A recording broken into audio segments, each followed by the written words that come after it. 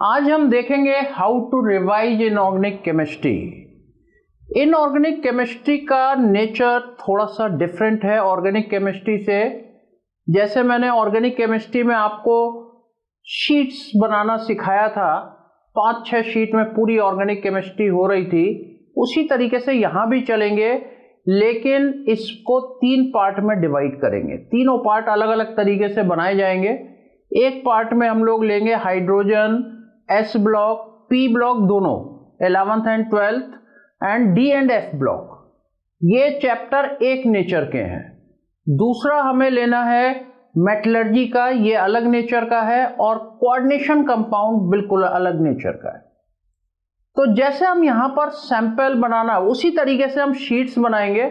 दिक्कत हमारे सामने फिर से वही है कि हम लोग किताब खोल के बैठते हैं, कॉपी खोल के बैठते हैं, हमें लगता है सब कुछ हमारा पढ़ा हुआ है, सब कुछ याद है, लेकिन एक्चुअल में कुछ याद नहीं होता।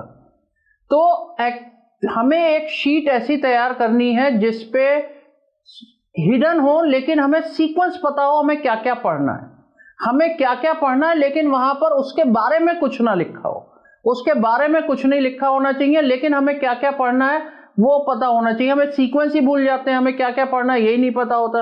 अब उस शीट में चीजें नहीं दे रखी हैं, वो हमें मेमोराइज करनी है, वो हमें याद रखनी है। तो आप 2-3 बारी अगर आप शीट का रिवीजन करेंगे, अपने आप सारी चीजें आ जाएंगी। जैसे मैं एक शीट आपको बना के दिखा रहा हूं, जो 5 चैप्टर मैंने लिए, हाइड्रोजन, एस ब्लॉक और आपका पी ब्लॉक 2 और एक डी एंड एफ ब्लॉक। पहले हम चलो एक एस ब्लॉक की एक शीट बनाते हैं, एस ब्लॉक की एक शीट बनाते हैं कि हमें शीट कैसे तैयार करनी है। तो यहां पर जैसे हमने एस ब्लॉक ले लिया,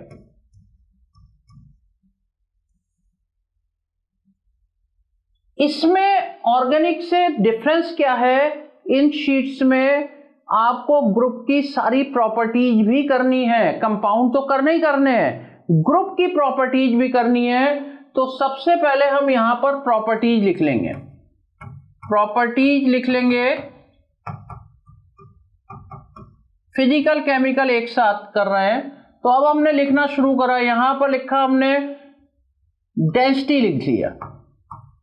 अब डेंसिटी में अगर कोई एक्सेप्शन है तो ब्रैकेट यहां पर हमने एक चीज और लिख ली, एक्सेप्शन भी ध्यान रखना है, कुछ नहीं लिखना है, बस एक्सेप्शन लिख लिया तो अपने आप दिमाग में रिकॉल करेगा कि हाँ, पोटेशियम की डेंसिटी सोडियम से क्या होती है, कम होती है। ये एक्सेप्शन था, यहां मैंने बता दिया, लेकिन आपको ध्यान रखना है। एनसीईआरटी से देखते जाओ और अपने आप सारी बातें पता चलती जाएंगी। तो ये आपको एक्सेप्शन की तरीके से ध्यान रखिए। दूसरा आपने बनाया यहां पर हाइड्रेशन एनर्जी, नॉर्मल है, लेकिन इसका सीक्वेंस आप लिखेंगे, इसका ऑर्डर यहां पर लिखना है। तीसरा हमने करा आयनिक कंडक्टेंस, ऑर्डर आयंस का लिखिए। फोर्थ हमने लिया hydrated radii,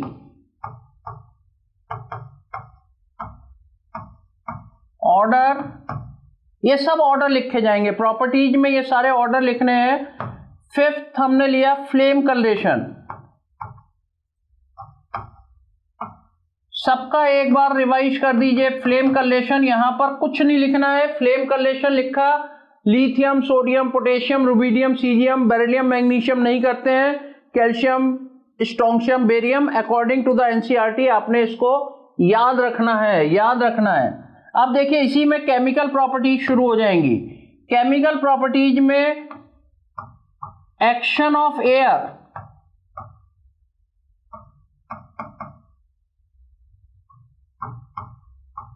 action of oxygen, ये दोनों डिफरेंट चीजें हैं। एयर में नाइट्रोजन ऑक्सीजन दोनों है, लेकिन एक्शन है केवल नाइट्रोजन रिएक्ट नहीं करती है। अब ये सारी चीजें पता होनी चाहिए। एक्शन ऑफ ऑक्सीजन में 100% ऑक्सीजन है, according to the electropositive nature किसके सुपर ऑक्साइड बनेंगे, किसके पर ऑक्साइड बनेंगे, किसके ऑक्साइड बनेंगे, सारा होना चाहिए। और एक होता है burnt in air, burnt in air, इसमें नाइट्रोजन भी रिएक्ट करना शुरू कर देगा। इसके बाद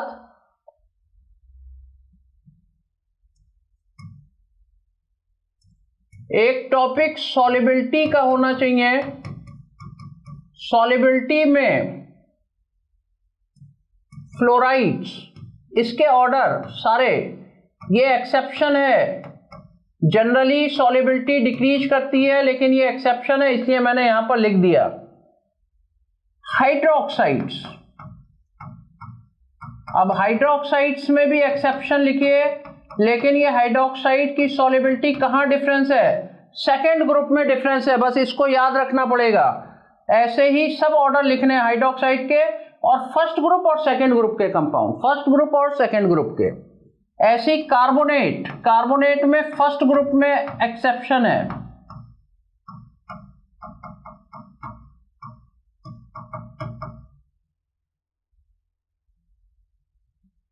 सल्फेट्स, अब ये नॉर्मल है, जनरली ये सब डिक्रीज करते हैं। सल्फेट्स हो गए, कार्बोनेट्स आपका हो गया, कार्बोनेट में एक्सेप्शन फर्स्ट ग्रुप में है, सल्फेट हो गया, और नाइट्रेट या और भी कोई है तो वो यहां पर नोट कर लीजिए। 10th आपका एक्शन ऑफ नाइट्रोजन, नाइट्राइट की फॉर्मेशन कौन कौन बनाता है, कौन नहीं बनाता है, एल्कली मेटल जैसे नहीं फॉर्म करते हैं। 11th पे हम आ गए, एक्शन ऑफ नाइट्रोजन हो गया। 11th पे हम आ गए, फॉर्मेशन ऑफ कार्बोनेट,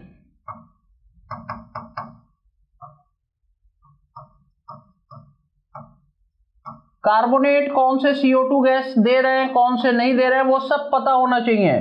यहां पर action of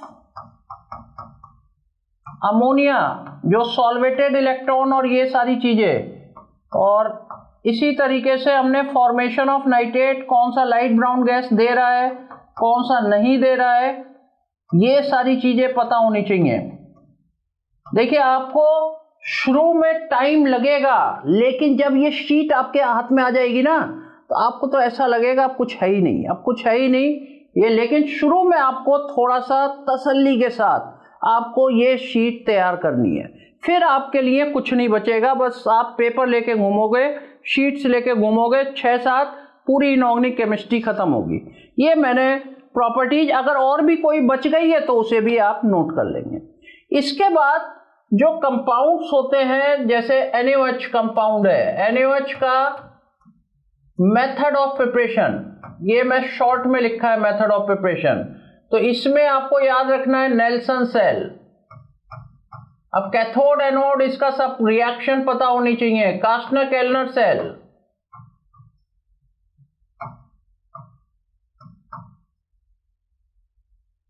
chemical properties, reaction with salt, जिसमें सॉल्युबल कॉम्प्लेक्सेज बनते हैं, सॉल्युबल कॉम्प्लेक्सेज बनते हैं। यहां पर नोट कर लो, salts of zinc, tin, lead और एल्युमिनियम, ये सॉल्युबल कॉम्प्लेक्स बनाते हैं। इसकी रिएक्शंस यहां पर लिखिए। सेकेंड, रिएक्शन विथ क्लोरीन, इसमें विथ कोल्ड एंड डाइल्यूट,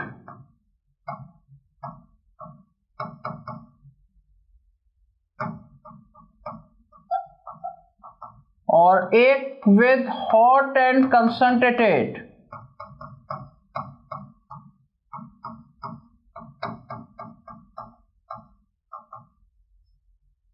तो ये मैंने एक तरीका बताया कि सारे जो 5 तरीके के चैप्टर बताए हैं सब में इस तरीके से कर रहा है। अभी और भी कंपाउंड रह गए हैं, Na2CO3 का बनाओ इसी तरीके से, और प्लास्टर ऑफ पेरिस, जिप्सम का बनाओ। तो ये इस फॉर्म में आपको एक शीट तैयार करनी है, और फिर बस इस शीट का ध्यान रखना है। शीट पे यहाँ सारे ऑर्डर लिखने हैं, सारी प्रॉपर्टीज इसी तरीके से 5 चैप्टर में करना है। हाइड्रोजन में जैसे ये प्रॉपर्टी नहीं है, कंपाउंड्स की बना लो, इसी तरीके से बना लो।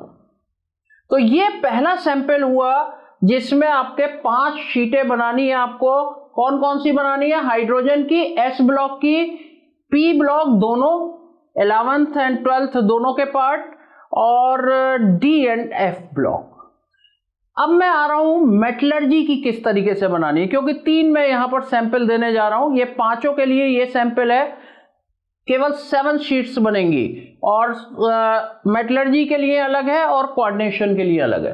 तो दूसरा हम मेटलर्जी का पार्ट जरा देखते हैं।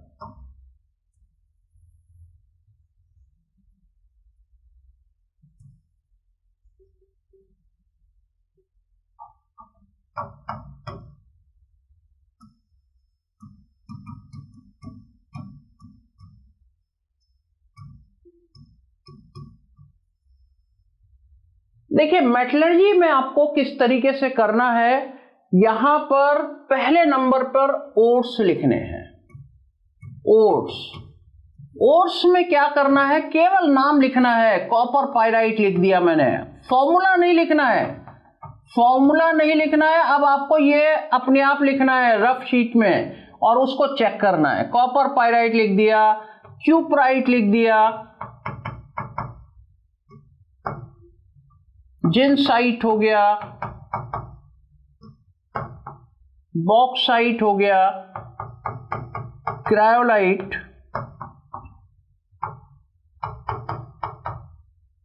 और इस तरीके से 4 मेटलर्जी के तो करने ही करने हैं। Copper, silver, gold end plate, copper, silver और एल्युमिनियम एंड आयरन, ये 4 मेटलर्जी के करने। उसके अलावा भी जो एनसीईआरटी को जरा एक बार उठाइए और उससे ओर्स के केवल नाम लिखिए। यहां पर अपने आप भरोगे, अपने आप जब शीट को लेके बैठोगे तो इसके फॉर्मूले अपने आप लिखोगे, फॉर्मूले अपने आप लिखोगे। ओर्स के बाद आप कॉपर की मेटलर्जी पे आएंगे। कॉपर की मेटलर्जी में अब ओर्स नहीं लिखना है, ओर्स नहीं लिखना है। इसका प्रोसेस जैसे मैंने लिखा रोस्टिंग, रिएक्शन लिखिए, केवल रिएक्शन की, रोस्टिंग में कौन कौन सी रिएक्शन हो रही हैं।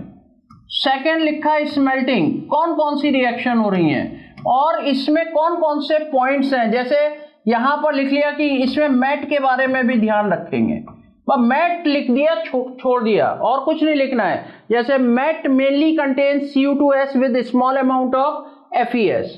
थर्ड लिख दिया मैंने बेसेमराइजेशन,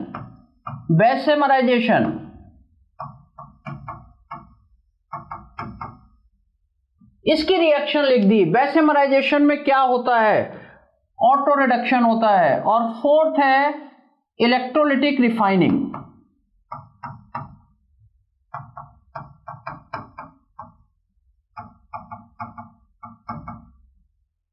यहां पर ये बेसेमराइजेशन में अगर कुछ लिखना चाहते हो ब्लिस्टर कॉपर लिख दो, एक लाइन बस ऐसी ब्लिस्टर कॉपर, जिससे ध्यान रहेगा ब्लिस्टर कॉपर का हमें कंपोजिशन देख लेना है।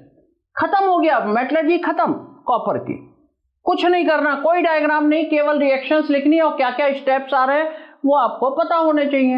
यही मैंने ऐसे ही करा सिल्वर की मेटलर्जी में। सिल्वर की मेटलर्जी में ओट्स तो मेरे इधर आ ही गए। सिल्वर की मेटलर्जी में करा नंबर 1 रिएक्शन विद NaCN, क्या बनता है, कैसे क्या होता है ये आपको पता होना चाहिए। और B रिएक्शन विद जिंक, और जिंक से आपका सिल्वर बन जाता है। 2 लाइन में खत्म होनी है सिल्वर की मेटलर्जी। एल्युमिनियम की मेटलर्जी थोड़ा सा बड़ी है और एल्युमिनियम की मेटलर्जी में पहले स्टेप में आएंगे प्योरिफिकेशन ऑफ एल्युमिना।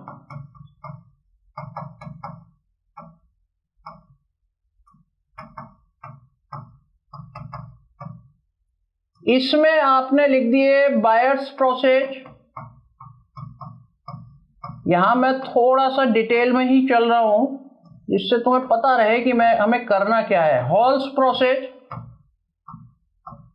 इसमें कंजूसी नहीं करनी है। जब शीट बनाना आराम से बैठ के टाइम लगाना है इसमें थोड़ा सा, फिर आपके लिए बहुत आसान हो जाएगा। सरपेक्स प्रोसेस, ये हो गया प्योरिफिकेशन ऑफ एल्युमिना। दूसरा करिए इलेक्ट्रोलिसिस ऑफ एल्युमिना। अब इलेक्ट्रोलिसिस में क्या क्या मेन पॉइंट आ सकते हैं, ये हॉल हेराउड प्रोसेस कहलाता है। ये इसमें आपको रोल ऑफ क्रायोलाइट, कि ये डिक्रीज कर देता है मेल्टिंग पॉइंट को, इलेक्ट्रोलिटिक कंडक्टिविटी को बढ़ा देता है। रोल ऑफ CaF2 और रिएक्शंस,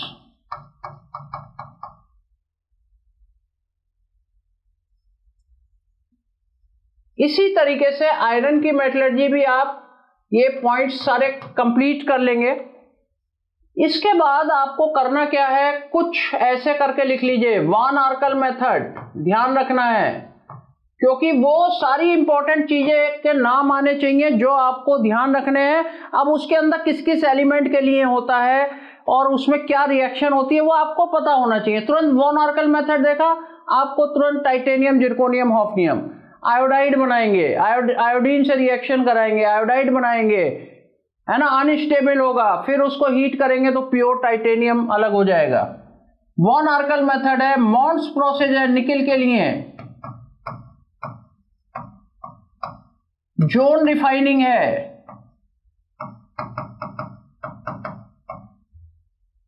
ये कुछ नाम ऐसे लिख लीजिए, या और भी अगर कोई है तो वो नाम लिख लीजिए। पोलिंग करके एक आता है, पोलिंग, ऑक्सीडेशन करा जाता है। और लास्ट में एलंगम डायग्राम।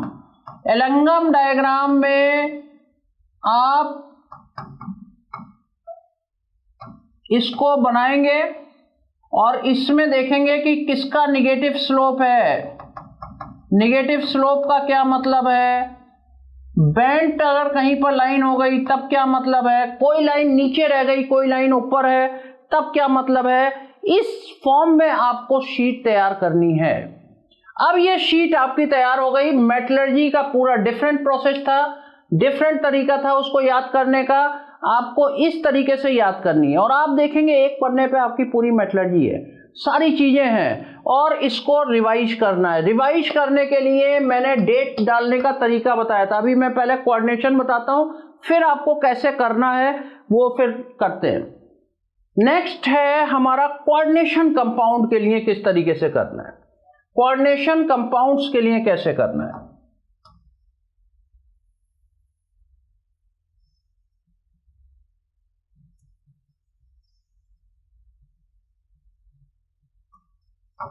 सबसे इंपॉर्टेंट चैप्टर है कोऑर्डिनेशन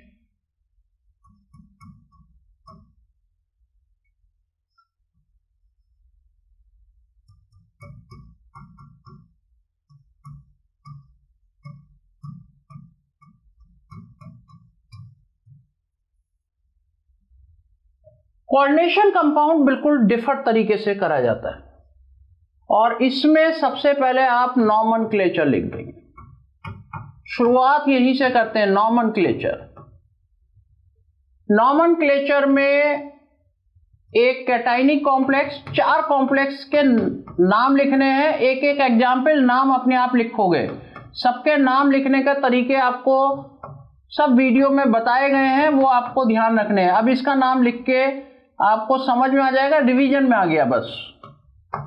ऐसे ही आपने एनाइनिक कॉम्प्लेक्स का लिखा,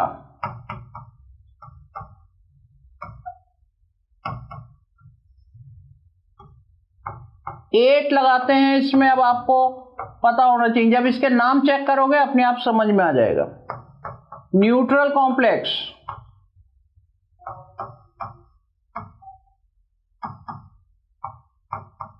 NiCO4, और एक आपका cationic anionic complex, cationic anionic complex.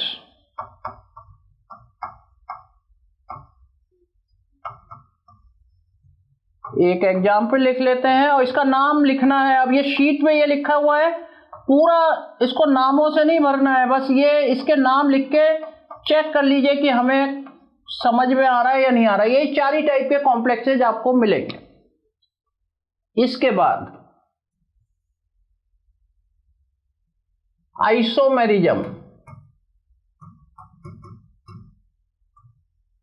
Isomerism में आयनाइजेशन आइसोमर्स, आइसोमेरिज्म। अब इसका एग्जाम्पल आपको खुद लिखना है, एग्जाम्पल खुद लिखना है, कहां पर मिलता है ये सारा बात पता होना चाहिए, बस केवल नाम लिखे जा रहे हैं यहां पर। एक आपको कोऑर्डिनेशन आइसोमेरिज्म कहां पर मिलती है, क्या एग्जाम्पल होगा, अपने आप इस शीट में अपने आप भरना है। Third, hydrate isomerism. Fourth, linkage isomerism.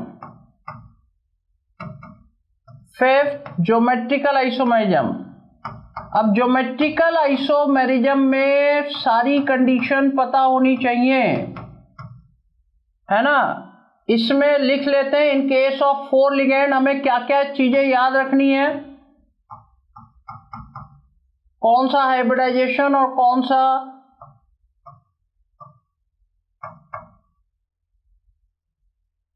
Type होगा। इन केस ऑफ 6 लिगेंड्स में आपको जो 2-3 कंडीशन है वो सारी पता होनी चाहिए। 6, ऑप्टिकल आइसोमेरिज्म।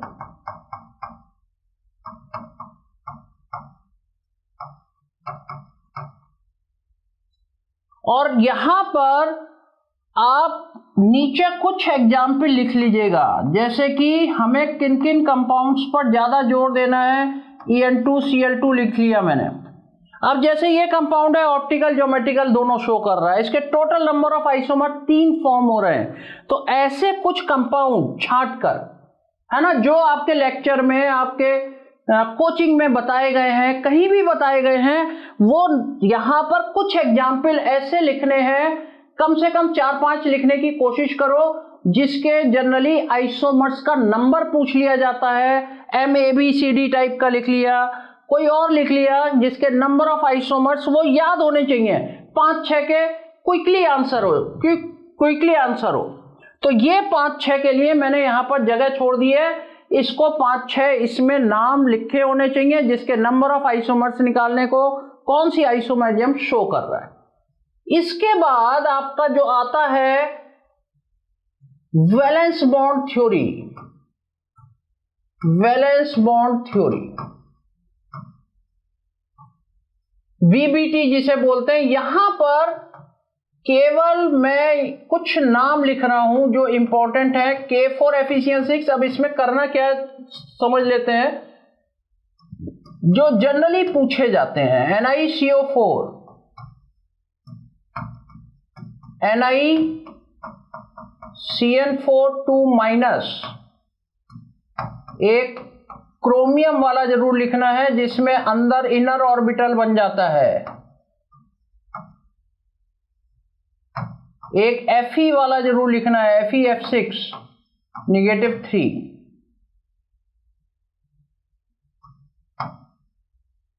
अब क्रिस्टल फील्ड थ्योरी के कुछ एक्सेप्शनल केस हैं जो इससे पूरे नहीं होते हैं। वो एक्सेप्शन केस चलो वो बाद में डालते हैं क्रिस्टल फील्ड थ्योरी में। ये अब आपको इतने, जैसे मैंने कॉम्प्लेक्स लिख लिए, इसमें 2-4 नाम और बढ़ा सकते हैं, 2-4 स्ट्रक्चर और लगा सकते हैं। इसके आपको 4 चीजें पता होनी चाहिए। इफेक्टिव एटॉमिक नंबर, है ना, कितने अनपेयर्ड इलेक्ट्रॉन हैं, इनर ऑर्बिटल कॉम्प्लेक्स है या आउटर ऑर्बिटल कॉम्प्लेक्स, वो हाइब्रिडाइजेशन से पता चल जाएगा। लो स्पिन है, हाई स्पिन कॉम्प्लेक्स है, वो भी पता चल जाएगा। और hybridisation, shape, magnetic behaviour and effective atomic number, ये चीजें सबकी पता होनी चाहिए। इसमें क्या होता है ना, क्रोमियम वाला मैंने इसलिए लिखा कि अंदर के 3 रह जाते हैं, वो हाई स्पिन है और इनर ऑर्बिटल है। जनरली इनर ऑर्बिटल लो स्पिन होते हैं, लेकिन ये हाई स्पिन है और इनर ऑर्बिटल है। NiCO4 लो स्पिन है और आउटर ऑर्बिटल है। ये 2 एक्सेप्शन भी मैंने लिखे हैं, इसीलिए लिखे हैं कि आपको ध्यान रहे। ऐसे आप इसमें 2-3 नाम और बढ़ा लीजिए, 2-3 स्ट्रक्चर और बढ़ा लीजिए। इसके बाद आपको क्रिस्टल फील्ड थ्योरी करनी है। क्रिस्टल फील्ड थ्योरी में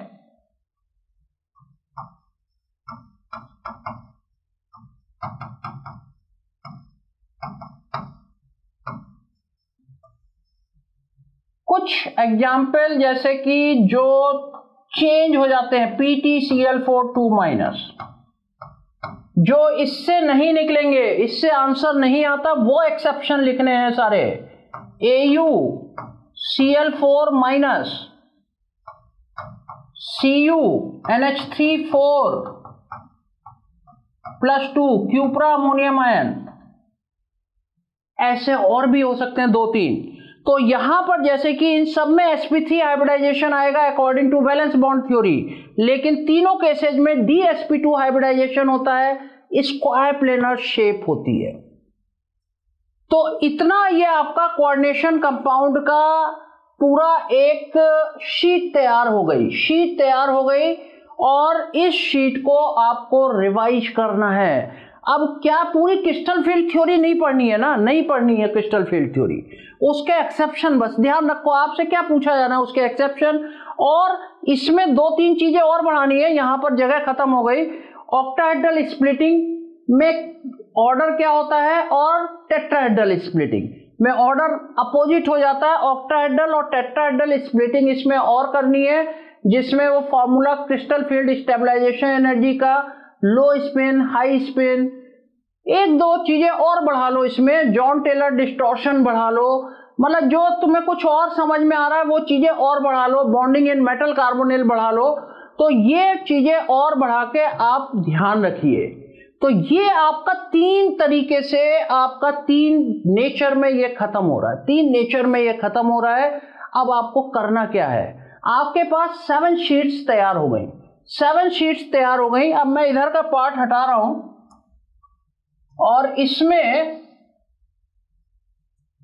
आपको करना क्या है, इस तरीके की शीट बना लीजिए। इसमें देखो बेटा, शुरू में हो सकता है तुम्हें टाइम लग जाए, कोई बात नहीं है, लेकिन ये टाइम तुम्हें बाद में बड़ा अच्छा लगेगा। इसमें जैसे आज की डेट में आपने, मान लीजिए आज कितनी तारीख है, थर्ड है या 4th है, 4 जून है शायद, 4 तारीख आपने डाल दी, 4/6/22 डाल दी, किस वाले पर, हाइड्रोजन वाले पर। ऐसे ही आपके पास 7 शीट्स हैं, टोटल 7 शीट हैं, 4, 7, 11 तक आ गए। फिर इसके बाद पहली शीट की बात कर रहा हूं, फर्स्ट शीट पर फिर 12 डालिए आपने, और रिवाइज कर रहे हैं, उन शीट्स को रिवाइज कर रहे हैं। 4 पे आ गई, 5 पे आ गई, 6 पे आ गई, 7, 8, 9, 10, 11 ऐसे करके आ गई। 1 दिन का गैप भी दे दिया हमने।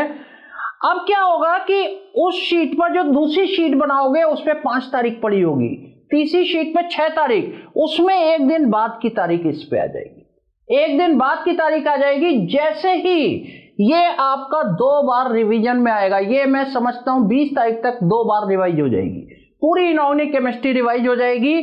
2 बार जैसे ही रिवाइज होगी आपका पक्का हो गया। अब आपको एनसीईआरटी नहीं उठानी, आपको बुक नहीं उठानी, आपको कॉपी नोट्स नहीं उठाने, ये 7 शीट लेके घूमना है, बस इसी को रिवाइज करना है। कभी रिवीजन लेके बैठे, पूरा बन गया। शुरू में हो सकता है टाइम लगे, इनऑर्गेनिक केमिस्ट्री का थोड़ा सा टेढ़ा नेचर है, इसलिए मैंने 3 सैंपल देके बताया है। थोड़ा सा टाइम लगा है, मुझे बताने में भी टाइम लगा है, आपको करने में भी टाइम लगेगा। ये ऑर्गेनिक की तरीके से नहीं है, लेकिन जब ये शीट्स आपके हाथ में होंगी तो पूरी इनऑर्गेनिक केमिस्ट्री आपकी 7 शीट्स में चल रही होगी, पूरी ऑर्गेनिक केमिस्ट्री 7 शीट्स में चल रही होगी। और पूरा रिवीजन में जब आप जाओगे तो 1 घंटे से ज्यादा ना तो ऑर्गेनिक को ना इनऑर्गेनिक को रिवाइज करने में लगेगा। तो इसको इस तरीके से करिए। देखिए ये तरीका मैंने बता दिया है, वैसे आप कोई सा और भी तरीका कर सकते हैं, लेकिन इस तरीके से मेरे हिसाब से कर लेंगे तो बहुत बहुत फायदा होगा।